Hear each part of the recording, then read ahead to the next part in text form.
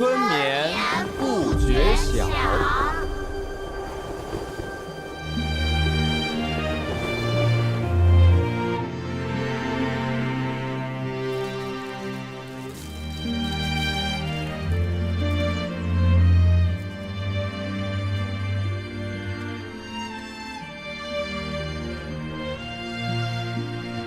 我们从前就坐在这儿。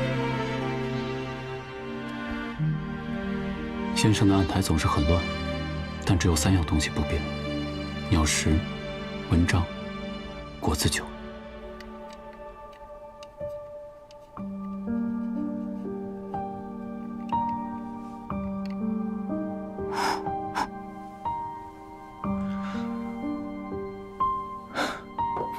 过来。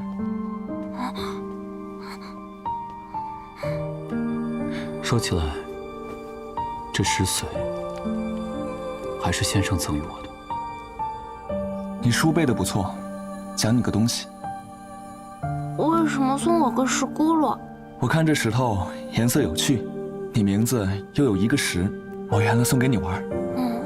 还有一个呢？这个我拿给我小妹去。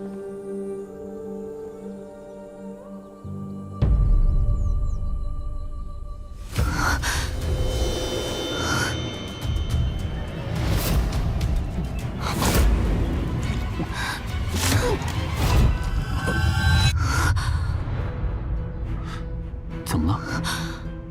这石髓是我兄长给你的，是不是有什么不妥？原来他是要告诉我这个。我兄长口舌悲歌，十指尽折，说不出也写不了，但他把石头攥在手里，原来是想告诉我，你是整个事情的关键。我？但如果你是整个事情的关键，这件事情仍然很蹊跷。你追查此事多年，看过的文书案卷无数，怎么会一无所觉呢？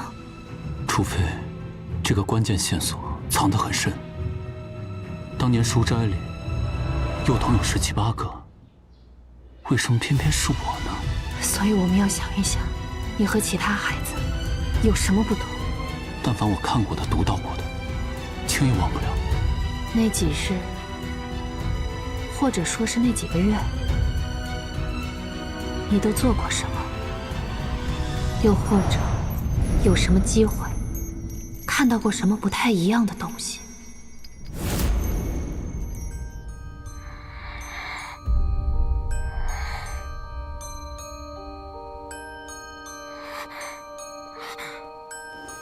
先生讲课很有意思，一点也不枯燥。但要说课上能与小童说什么牵扯人命案的关键，可能性不大。你除了上课，还会做些什么？睡觉。你怎么不去玩啊？没意思。的确没意思。我给你找点有意思的事做。既然不去玩，那就抄书吧。抄书？抄了什么？有老师自己的诗篇，还有一些对于杂事的议论。不是这些，还有什么？有一份东西我没有抄完，但是我读过。是什么？这份不用抄。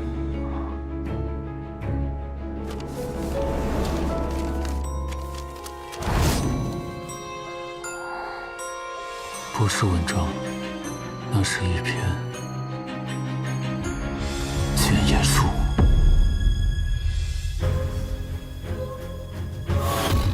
这谏言书竟然是写给他的，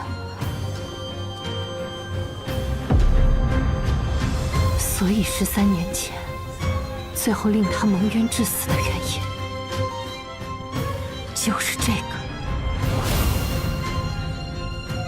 他为天下写下忠言，却被你葬在无声里。我这一生风雨流离，不是命，而是你，是你用贪念写下了我一生的血书。那就从现在起，让我来改写它。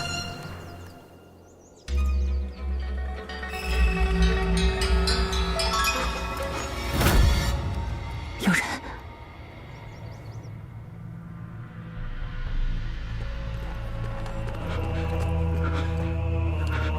大人，属下从李福渊那回来了。那个李福渊应该是发现你了。你是个聪明人，自己解决吧。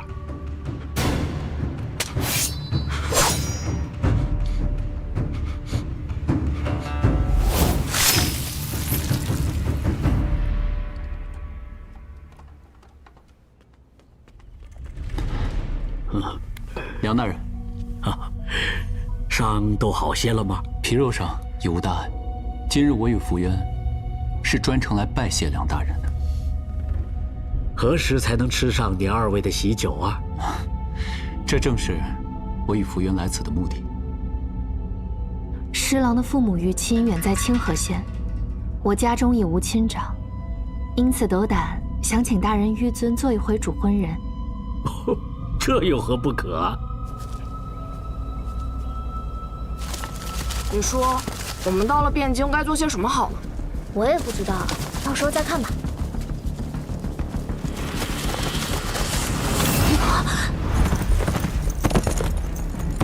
撤！撤！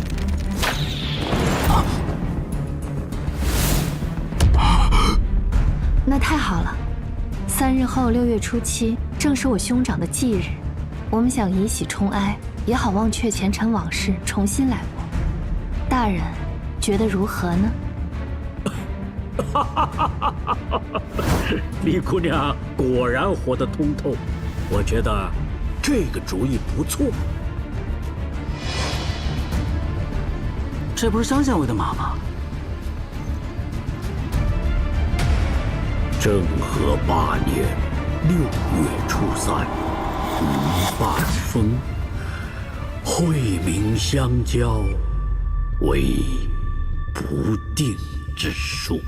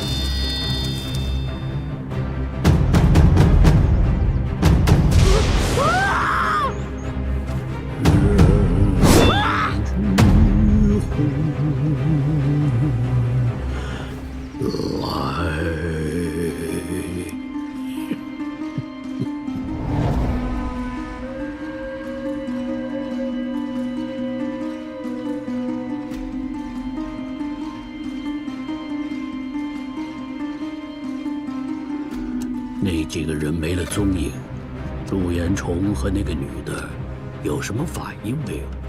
并未见。从衙门传出来的消息，知道是崔三告假，江县尉出城办事去了。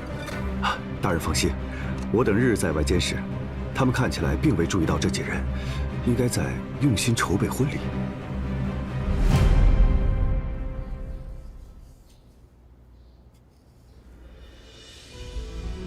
如果你就此停下，不再刨根问底，先生的罪名也能洗脱，是不是就可以？如果我不再追究，你难道会就此停下吗？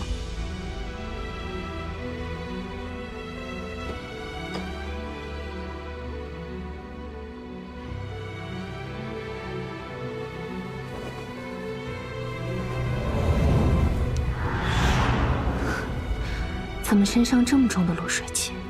昨日没睡好，出去逛了逛，原是想宽慰你，叫你不要害怕。如今看来，竟是半点不去。而今之举，不为权、名、利，为此后含冤而去者，不必如吴兄；为此后蒙冤而活者，不必再如我。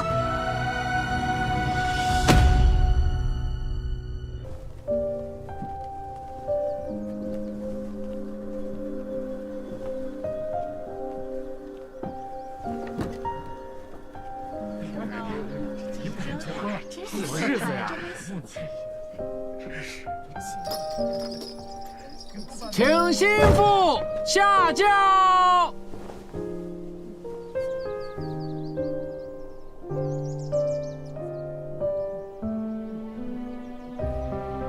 请心腹脚下慢。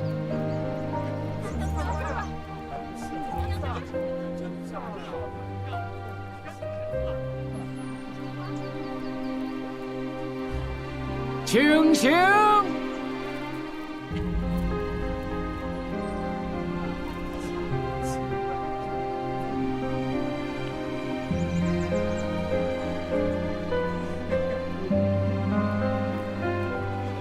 共赴丹池，清吉平安，千岁永离。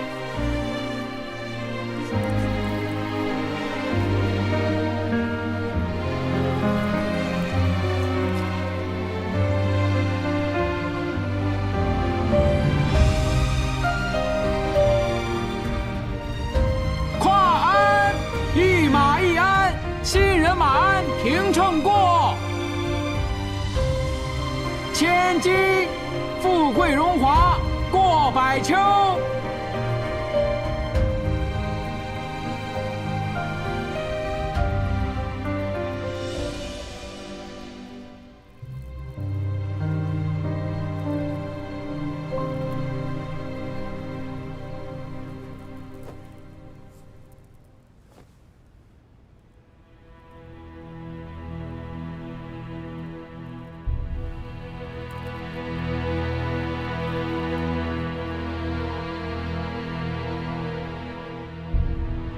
坐帐，夫妇和谐，常保守。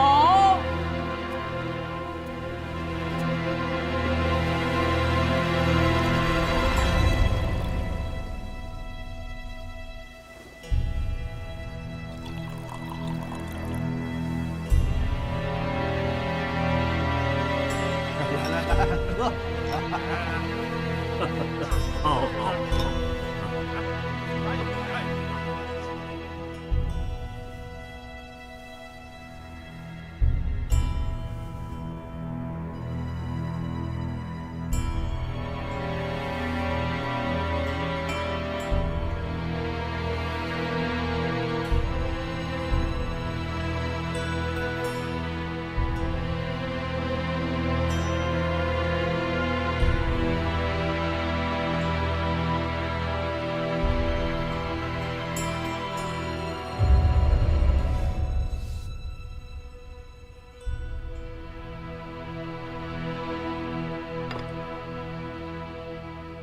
这是我今日与二位的贺礼，恭喜呀！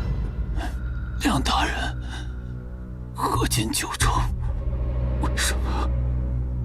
道术修身，但若修行不当，也会伤身、伤神。李姑娘或许就是这种情况，因此新婚之夜发起颠来，杀死新婚夫婿后自枪身亡。这也不是不可能的。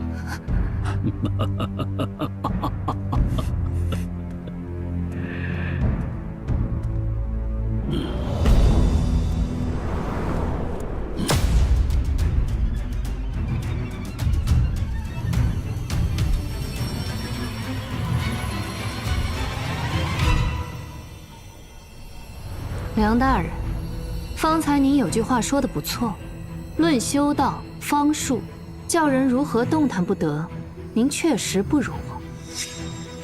你们早有准备，李夫人不，李元儿，你想干什么？今天来的人，一个都不许走，通通留下。旁听此案。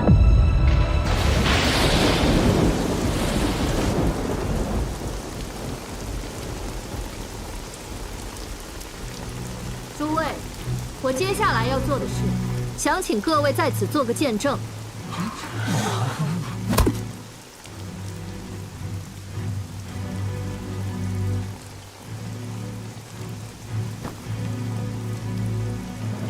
今日之事，我一人便足矣。你愿意陪我赴死，是你的情谊；但我若真让你死，那我便不是李福元，而是我兄长的影子，是这乱世的玩偶。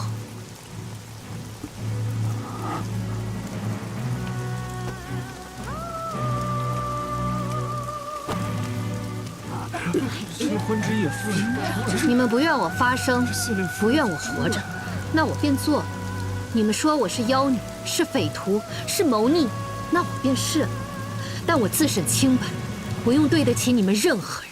陆夫人，李姑娘，您告官已然犯了大罪，你居然敢私设公堂，那可是要杀头的呀！已经无妨了。诸位这几日，想必已经听说了画眉鸟案的真相。今日在这里，我们将整件事情明明白白地说清楚。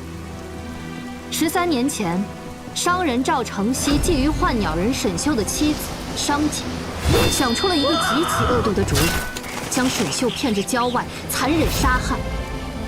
后又恐事情败露，便贿赂了当时的县令翟禄，生生做了一桩冤案，构陷我兄长李吉为凶手。这便是各位听到的事情真相吧？但我方才所说的，并不是整件事情的真相。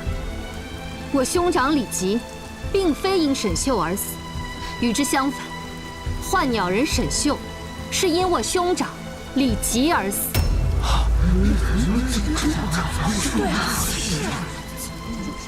李姑娘，你是不是服了什么丹药，神志有些不正常了？先是将我们困在此处，后又发了些胡言乱语。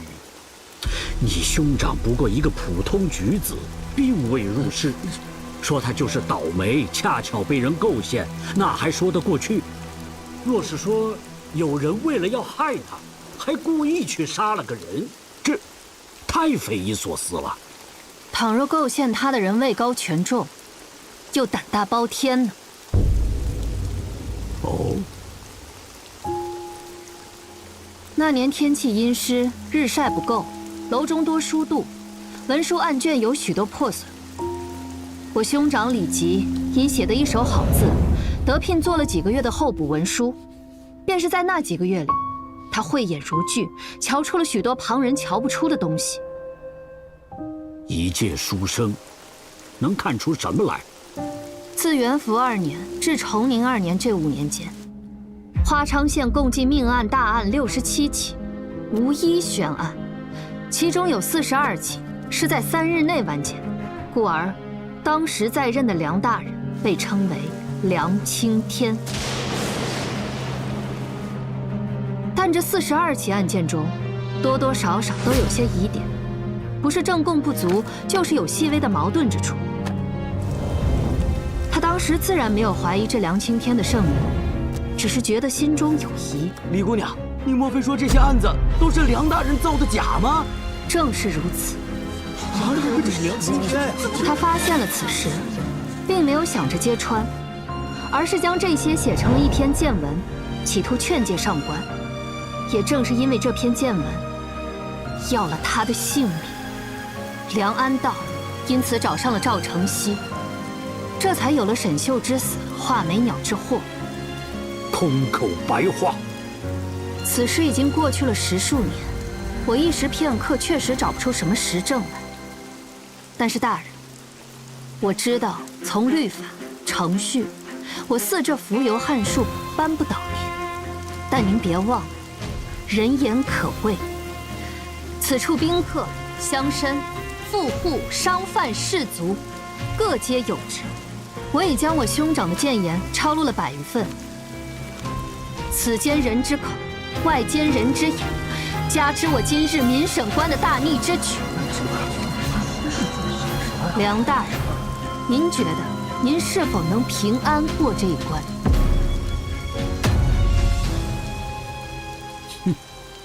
原来你们是想这么做啊！不错，不错，真是后生可畏呀！但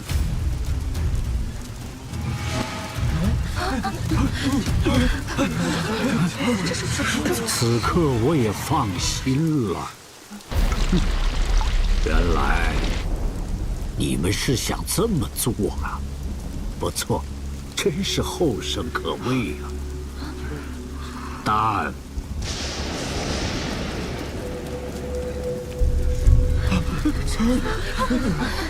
此刻我也放心了。你知道我们今日要动手，所以故意。你是想让我们将底牌都亮出来？聪明的姑娘。那你现在动手，是想要？不错，只要这里的人全都死了，没有人再说闲话啊！梁大人，你干嘛？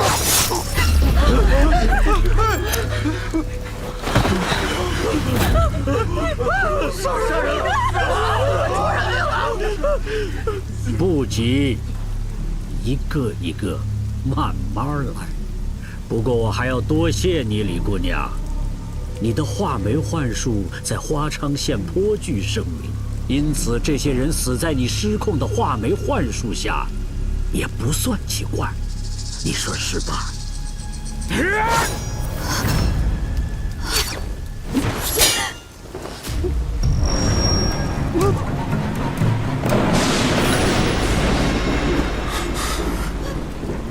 我在。早料到你不想连累我哪能不防着？夫妻结发恩，生死共依存。这种时候，莫想撇下刚跟你拜过天地的夫君。你们觉着我是恶人吗？我出身布衣，无祖荫庇护，亦无显贵提拔。若按部就班，做那么个太平地方的小县官，需多久才能得擢升？需多久才能为更多人做些实事？我离任之后，在别处任上，有多少实际，有多少民众诚心感激我这父母官？我提拔了多少有才干却无背景的官员？我为这冗员的朝廷做了多少？你们可曾知道？现在却平白来指责我从前的过失，你们岂不是短视？一顿佳偶，可惜呀，明月照沟渠。你同那李基一样，没有那福分。上！执政在此。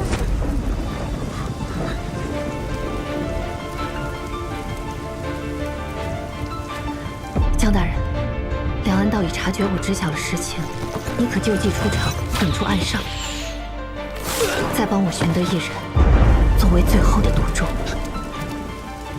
告诉他们，你是什么人？妾身姓黄，乃是追思宅路的妻子。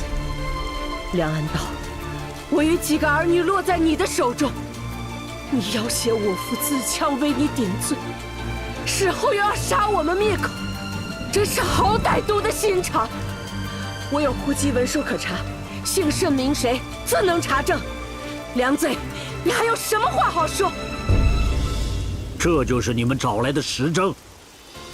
实证在此。崔三爷，您最清楚当年之事，而今此际难逢，望您以假死之名，助我揭开这阴霾。此信是我从范季礼家中暗格内取来，这也是你当年指使他污蔑李吉、伪造证据的那封匿名书信。梁大人，庞君子不妨小人，你邀范季礼来参加喜宴，本就是想连带着杀他灭口。而此时我去他家中，他家人自然会将他拿来保命的底牌交予我。此事虽已过10数年，但是当年事发突然，未及找人代写。这书信就是你的笔记。时政在此。沈夫人，野心会议待在我身边，恐有性命之忧。两岸盗用人我已查实，均是些山匪莽夫，只求报仇。如今，您可与您的2位爱子团聚了。这便是我相公沈绣真正的人头。还有赵承熙留下的自白信，将你当年如何指使他和皇室兄弟通过沈绣灭杀李吉的细节一一写明，应当是当年特意写下来自保的，一起放到了藏尸的树洞里。梁大人，这证据不能说不切实了吧？说起来，这可要感谢翟路，若不是他刻意提醒，我们绝技不会想到那只画眉鸟。没想到啊，当初放走的一只小小的画眉鸟，竟然成了破局的关键。那只莫非乃是我相公爱秀豢养多年的鸟？它认得回家的路，所以修完过后，它要自己飞回来。他既认得回家的路，